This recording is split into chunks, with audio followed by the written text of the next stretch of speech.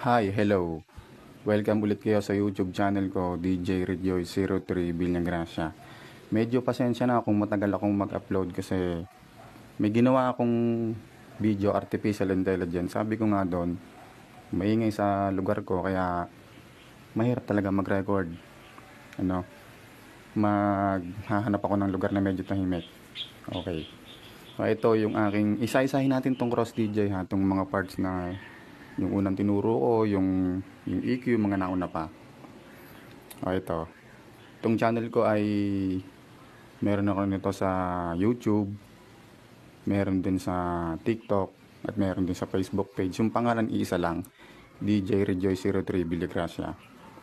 O ito, itong share ko ay, ito nga palang gagamitin ko kanta ay binago ko ulit yung pitch para hindi siya magkaroon ng issue ng copyright. So, alam na ninyo to. Ito yung example. Ayun, sana rinig ha. Okay. Tuturo ko lang kung para saan tong EQ. Ito. Yan, pag pinindot mo siya. Ngayon, para saan ba ang EQ? Itong EQ ay ginagamit. Halimbawa, gusto mo chorus ka na agad. Kung saan bahagi ng kanta mo gusto, dun mo siya i-EQ. O, ganito example. Fast forward na natin.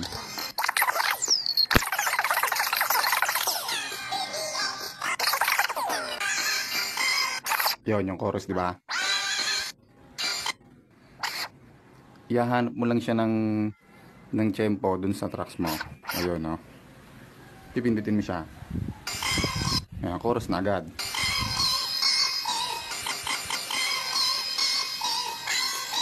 O, yun lang siya. Pag gusto mo siyang burahin, ito. Pipindutin mo lang yung may square na yon, yung nagkukulay pula na yon, yan. Tapos pipindutin mo ulit siya. O, yun ang gamit ng EQ. Ito, isang mabilis na video lang ha. Okay, ganito.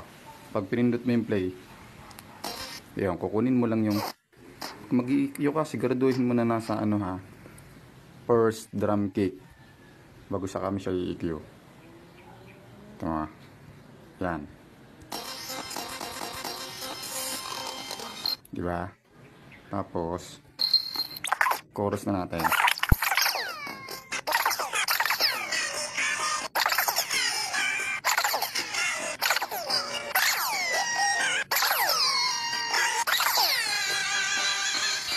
Ayan. Pag gusto mo, umpisa.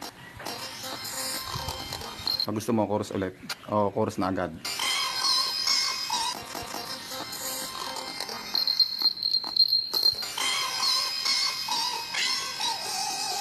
O, kahit saan mo siya pindutin, basta dapat on time siya.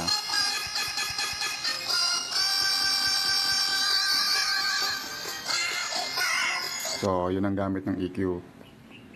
Ito lang, maiksi lang yung video ko kasi medyo, siningit ko lang to, marami rin akong ginagawa. Sa ibang video ko, i-details natin to, huwag kayong mag-alala. O, ganun lang ang paggamit ng EQ. Gusto mo, tapos agad. Nasa iyo naman yun eh. Tapos agad.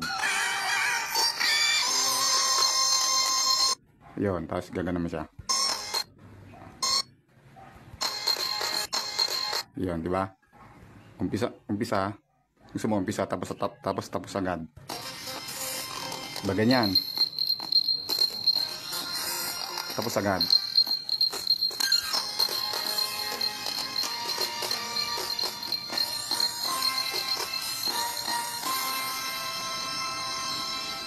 Yan, okay. Hanggang dito lang yung video ko.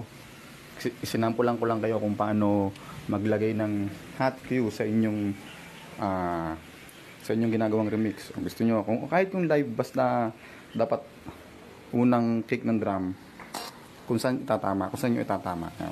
Ito lang maigsi. Maraming salamat pala sa nag-subscribe, nag-follow, at sa mga susuporta pa. Sa mga susunod ko ulit na video, maraming salamat sa inyo. Ito ulit ang inyong nag-iisang DJ Rejoice03 Villagracia. Maraming salamat po sa inyong panonood.